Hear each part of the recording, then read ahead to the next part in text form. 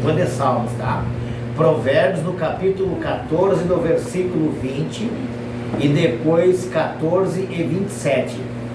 Provérbios capítulo 14, versículo 20, e Provérbios capítulo 14, versículo 27. Depois nós temos alguns outros ainda que iremos para frente, né?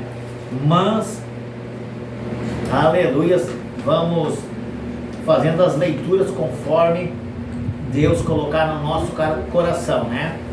Glórias a Deus, né? Então aqui eu botei como título, né? Glórias a Deus. Assim, ó, sabedoria para com Deus e para com as pessoas. Sabedoria para com Deus e também para com as pessoas. Provérbios, capítulo 14, versículo 20 e versículo 27, nos diz assim a Bíblia Sagrada, né?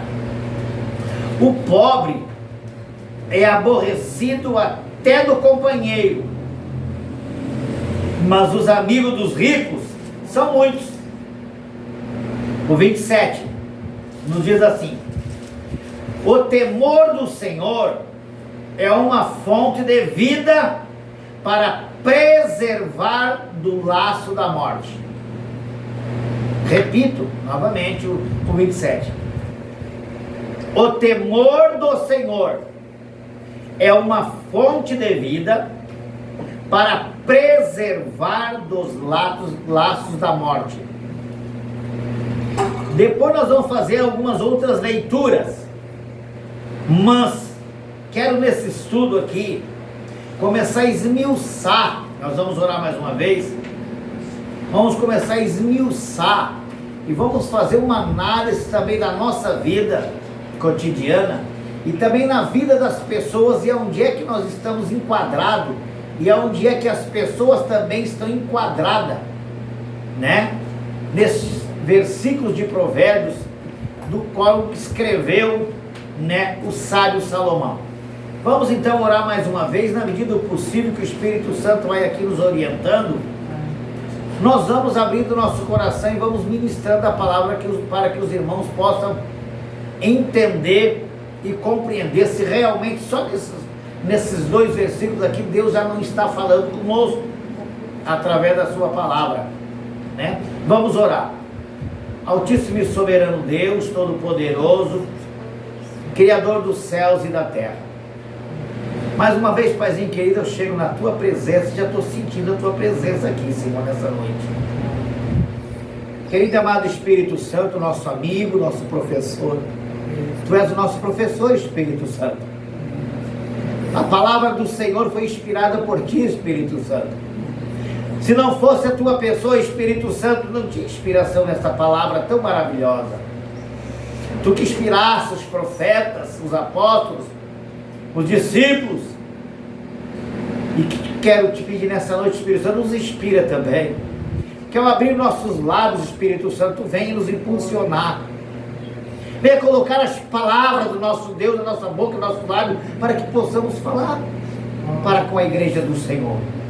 A noiva do Cordeiro precisa se alimentar da palavra, é a palavra que sustenta, que alimenta, Espírito Santo. Então dá-me sabedoria nesta noite.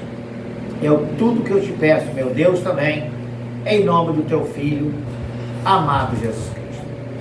Tomai os vossos assentos. Este primeiro versículo, eu fui esmiuçar ele um pouquinho, né? Aonde diz aqui Salomão, né? Sobre pobre. O pobre, olha aqui, o pobre é aborrecido até do companheiro, mas os amigos dos ricos são muitos. Na outra tradução, diz que o pobre é odiado até dos vizinhos, mas o rico tem muitos amigos. Vamos fazer uma analogia para nós adentrarmos dentro desse primeiro versículo, né? Quantos de nós, né, assistimos e vimos o dia a dia, os pobres materiais, as pessoas que são pobres materiais, que não conseguem muitas vezes fazer os seus banquetes, fazer as suas festas, porque eles não têm como oferecer, eles não têm como doar. Muitas vezes eles não têm nem para eles, e por eles não ter para eles, eles também não têm muita amizade, e muitas vezes são menosprezados até pelos vizinhos, por aqueles que moram perto deles, porque eles não têm o que oferecer, são pobres. Aqui estou falando de pobre material, mas os ricos materiais, diz aqui o sábio Salomão, diz que eles têm bastante amigos. Por que será que eles têm bastante amigos? Eles têm bastante amigos porque os amigos deles são captados pelos bens que eles têm. Os amigos daqueles que têm as coisas, eles arrumam muitos amigos porque eles têm, em primeiro lugar, para oferecer. Eles têm coisas materiais para oferecer, para cativar amigos. Mas muitas vezes esses amigos, entre aspas, que eles têm, não são amigos verdadeiros, reais e sinceros. Eles se aproximam também com interesse daquilo que a pessoa tem e pode lhe oferecer. E nós analisando por aqui, nós analisando a palavra do Senhor, eu fui dando uma olhada, fui vendo aqui, fui analisando, e eu coloquei aqui, até dos vizinhos, mas o rico tem muitos amigos. Por que será? Porque a amizade dos ricos é comparada a uma humildade falsa. O que é uma humildade falsa? Eles se humilham para fazer banquete e convidar as pessoas. Eles se fazem de bonzinho. Mas é só para fazer os banquetes, para mostrar para outros e provocar o pobre que eles têm como dar. E o pobre não tem o que oferecer. Então é uma falsa humildade. Mas Deus não está preocupado com aquilo que o rico oferece, porque a Bíblia diz totalmente ao contrário. Eles têm a riqueza material, mas lhes falta o mais necessário, que é a riqueza espiritual. Aí, por que será? Porque a amizade dos ricos é comparada a uma humildade falsa, a uma amizade só por interesse. E esse interesse, se nós vamos estudar, está acoplado no amor eros. O amor eros é um amor interesseiro. Por quê? Porque o vizinho que tem, ele faz o banquete para oferecer, para que depois os amigos que eles convidou também possam lhe oferecer o banquete. Então ele é um amor interesseiro. E o amor eros é um amor interesseiro. O pobre, como não tem para oferecer o material, mas ele até pode ter o amor ágape, que é o amor verdadeiro. Não adianta muitas vezes as pessoas estar num banquete, banqueteando com os outros, para mostrar que tem, que pode, e muitas vezes a alma está chorando dentro do peito. Muitas vezes a pessoa não tem o bem material para mostrar para ninguém, mas ele tem paz de espírito dentro da sua casa. Eu prefiro não ter os bens materiais para que os outros vejam, mas eu quero ter a paz de espírito com o meu Deus. Esta é a diferença de quem não está preocupado com o material. Porque quem te oferece o banquete, você pode notar, eles te oferecem na intenção que amanhã ou depois você também volte a convidar ele para estar na tua casa.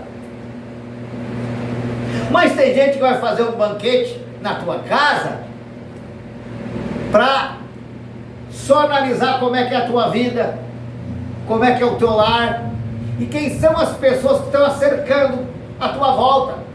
Depois de lá eles estão falando. Então é melhor você não ter os bens materiais, nem o que oferecer no material, mas você orar por aquelas pessoas que não têm conhecimento.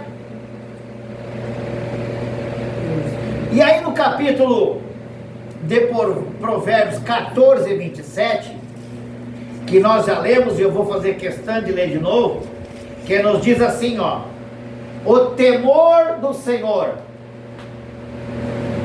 o temor do Senhor é uma fonte de vida,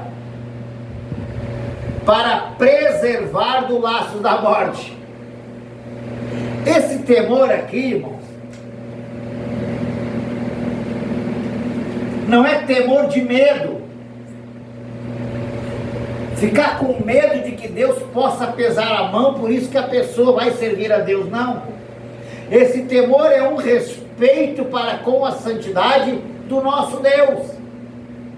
Aí se torna para nós uma fonte de vida. Aqueles que não têm temor ao Senhor não têm fonte de vida. A morte os cerca a todos os momentos, porque eles não estão amparados dentro da palavra do Senhor. O que diz aqui Salomão? O temor do Senhor é uma fonte de vida. E diz em Provérbios ainda 1:7, se não me falha a memória, que o temor ao Senhor é o princípio da sabedoria, não é isso? Então, se nós queremos ter sabedoria, nós temos que temer a Deus. Se o temor é o princípio da sabedoria, quem não tem temor a Deus não tem nem o princípio, quem dirá sabedoria. E o que a Bíblia diz? Quem não tem sabedoria, peça a quem? A Deus, não peça ao homem. E eu coloquei aqui Provérbios 14, 27. O temor do Senhor é fonte de vida para evitar os laços da morte. O temor ao Senhor é uma forma e um ato de respeito a Deus, o nosso Criador. O temor ao Senhor, o temor a Deus, é uma forma, é um ato de respeito. Senhor, nós te respeitamos, porque o Senhor é um Deus criador, soberano, santo, e nós queremos temer ao Senhor. Eu poderia até fazer tal coisa, mas eu não vou fazer porque eu tenho temor ao Senhor. Eu não quero quebrar a minha amizade que eu tenho com o Senhor. Eu não quero ferir a aliança que eu tenho para com o Senhor. E o apóstolo Paulo chega a falar na Epístola aos Coríntios, bem assim, ó: todas as coisas me são lícitas, mas nem todas me convém. E se Deus deixou para nós o direito de escolha, o livre-arbítrio, o Espírito Santo, nosso amigo e o nosso professor, ele dá um sinalzinho para nós quando é para nós fazer ou quando não é para nós fazer. Ele dá um sinalzinho quando é para nós decidir para o bem, e vai dizer para nós também quando não é para nós decidir para o mal. Ele tem um sinal de alerta que vai dar na nossa consciência. Então o temor faz o seguinte: o temor é assim, ó: eu poderia até fazer tal coisa, mas será que o Senhor vai se alegrar com isto que eu vou fazer? Eu poderia até tomar esta decisão, mas aí dentro você faz uma reflexão dentro de ti e na tua consciência e faz uma pergunta para ti mesmo: será que está de acordo? Se fosse Deus, Deus tomaria essa decisão? Será que não é melhor eu perguntar para Deus se eu posso tomar essa decisão? Aí nós temos temor. Então, quem tem temor ao Senhor, a primeira coisa antes de tomar uma decisão, pergunta para o Senhor: Senhor, será que é do teu agrado? O Senhor não vai ficar triste comigo? Então nós temos que analisar, fazer uma reflexão sobre a nossa vida, do dia a dia. Eu já ouvi pessoas dizer: olha, sou dono do meu nariz, sou o dono da minha vida, eu faço o que eu bem quero. Não tem problema, quem faz o que bem quer, pode fazer sem problema nenhum, vai colher o que não quer. Vai morar num lugar também que não queria morar. Aqui eu coloquei: o temor ao Senhor é uma forma, é um ato de respeito a Deus, o Criador. Pois quem não tem temor a Deus está vulnerável para que os laços da morte o traga. Quem não tem temor ao Senhor é uma pessoa vulnerável. O que é uma pessoa vulnerável? Ela flutua. Ela não tem parada certa. Ela não sabe que decisão tomar. Diz a Bíblia lá no livro aos Hebreus, que aquele que não tem fé, que é como as ondas do mar, né? Uma hora o vento está nordeste, outra hora está sul, outra hora está noroeste, outra hora está sudeste. Então a pessoa que é vulnerável, é como que assim você jogar sobre as águas do mar uma boia. O vento vai para um lado, a boia vai para lá, o vento volta, a boia volta. Então uma pessoa vulnerável, ela não sabe, uma hora está de um lado, outra hora está de outro. Uma pessoa vulnerável, uma hora você pergunta para ela assim: como é que você está com a tua fé? Eu não sei mais, a minha fé,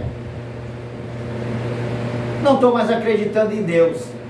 Outro dia você pergunta: e aí, como é que você está? Está firme na obra do Senhor? Eu vou indo, eu estou mais ou menos. É uma pessoa vulnerável. E se a pessoa é vulnerável, o inimigo está prestes a tragar, ele laça, porque a fé da pessoa vai ficando fraca. Agora, aquele que tem temor a Deus, a pessoa que tem temor a Deus, quando ela já começa a falar com Deus, ela se diminui e exalta o seu Criador. Ela dobra o seu joelho diante da presença do Todo-Poderoso e diz: Senhor, primeira coisa que eu quero reconhecer é que eu sou um pecador, uma pecadora. Eu necessito da tua ajuda e eu quero pedir perdão dos meus pecados. Mesmo que muitas vezes você não se lembra dos teus pecados. Senhor, eu quero pedir perdão dos meus pecados, porque o Senhor é o meu Deus Todo-Poderoso. Nós reconhecemos a grandeza dEle, a santidade dEle. E o apóstolo Paulo foi muito feliz quando ele colocou que ele cresça, que eu... Quando o apóstolo Paulo falou aqui, ele não falou sobre tamanho nem altura. Ele não falou nesse aspecto. Ele falou que o nome dele cresça, que o nome dele seja glorificado. E ele não precisa, Paulo não precisa que o meu nome seja glorificado. Eu tenho que diminuir. Ele estava dizendo: eu tenho que me humilhar. Eu tenho que exaltar para ele crescer, mas eu tenho que me humilhar. E a Bíblia chega a dizer que os humilhados serão exaltados, e os exaltados serão humilhados. Olha a inversão de valores. E a Bíblia diz que quem se exalta, Deus humilha, e quem se humilha, Deus exalta. A grandeza de um homem e de uma mulher não está na sua falsa santidade diante das pessoas. Não é isso que Deus olha. Ela fica grande diante da presença de Deus quando ela dobra os seus joelhos, coloca o rosto no pó e se humilha diante do grande Deus. Aí ela fica grande. não grande no tamanho, mas diante da presença do Senhor, ela é reconhecida e exaltada. Quantas vezes eu já falei aqui sobre Ana, né? Muitas vezes humilhada. Tem coisa mais triste que você ser humilhada? E não foi culpa dela. Diz a Bíblia que foi Deus que cerrou a madre. Foi Deus que cerrou. Ela nasceu estéril. Deus não quis que ela fosse uma pessoa normal. Mas o que Deus queria? Deus queria exaltar o nome dele depois. Deus queria operar um milagre depois. E quantas vezes nós perguntamos para Deus: Deus, por que o Senhor deu aquilo para tal pessoa e o Senhor não dá para mim? O que a pessoa está fazendo de melhor que eu, que ela merece e eu não mereço? Às vezes fizemos pergunta para Deus, nos colocamos, nos humilhamos, queremos pressionar Deus e dizer: Deus, por que os outros podem e eu não posso? Talvez Ana também fazia essa pergunta: como eu gostaria de ser igual às outras mulheres? Como eu gostaria de ter um filho? Mas não posso. Eu não sou normal. Mas ela não criticou e murmurou de Deus. O que ela fez? Ela foi se humilhar na presença de Deus. As situações em que Deus permite na nossa vida não é para nos humilhar, mas é que nós venhamos a reconhecer que somos dependentes deles e precisamos se humilhar na presença dele. Deus muitas vezes permite algumas situações na nossa vida que nós nos sentimos humilhados em certos momentos, mas é porque depois ele quer fazer o quê? Nos exaltar, para que aquelas pessoas que nos humilharam, elas vão ter que reconhecer e dizer: pois é, eu pensei que não tinha mais saída para a vida dela. Eu pensei que ela estava caída o resto da vida, que ela nunca mais se levantaria. Eu pensei que tinha acabado a vida dela com tudo. Talvez Penina passava por aí e dizia assim: estou eu de novo aqui. Às vezes até com crianças na mão, né? Lá vai Ana para cá de Deus mais uma vez pedir. E talvez ela dizia: Senhor, estou indo para a tua casa. Olha ali a Penina zombando de mim. Talvez quantas pessoas já zombaram de mim, zombaram de ti. Quantas pessoas já olharam talvez para a tua simplicidade, para a tua humildade, porque você não tem aparência, não tem dinheiro, não tem fama, não tem volume, não tem aquilo que eles têm, e eles tentam humilhar você. E você olha para as pessoas e pensa: Senhor, eles são felizes e eu não sou. Eles têm e eu não tenho. Hoje é um dia, amanhã é outro dia. Mas sabe onde é que está a grande vitória de cada um que se humilha na presença de Deus?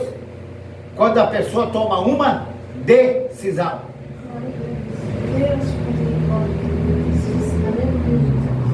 Olha o que a missionária pregou no domingo. A mulher do fluxo de sangue, 12 anos sofrendo, mas um dia ela tomou uma decisão. Mas ela só tomou também uma decisão porque alguém falou de Jesus para ela. E ela descobriu que Jesus estaria indo para um lugar, e diz ela: eu vou tomar uma decisão. Poderá ser a última, mas eu vou tomar decisão. Tem pessoas que muitas vezes não tomam decisão porque elas já tomaram tantas decisões erradas que elas estão com medo de tomar uma outra decisão. Mas só erra quem tenta. Quem não tenta não erra.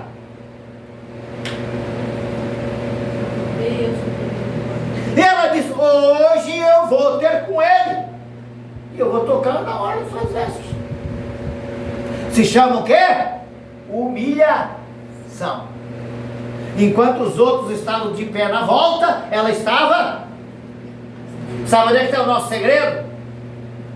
Sabe onde é que está a nossa vitória? Quando nós vamos tocar em Jesus.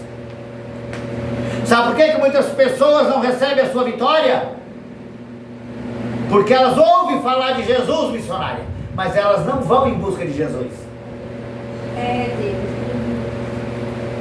Talvez aquela mulher, a Bíblia não diz em lugar nenhum. Talvez alguém falou para ela há muito tempo atrás. A Bíblia não diz. Mas para ela ir procurar Jesus, é porque alguém já tinha falado para ela de Jesus. O tempo passou, ela gastou todos os seus bens que ela tinha com os médicos. Tem gente gastando em vão, porque não quer ir ter até Jesus. Não quer ter um encontro com Jesus. A solução do nosso problema está em Jesus. A solução deste mundo perdido está em Jesus. Mas eles estão correndo para outro lugar. Deus te poder. Eu pergunto para você nesta noite: para onde nós estamos correndo? Para onde nós estamos indo? Será que não estamos muitas vezes gastando energia em vão? Talvez aquela mulher, depois que gastou tudo, não tinha mais. A Bíblia diz que ela gastou todos os seus haveres com os médicos.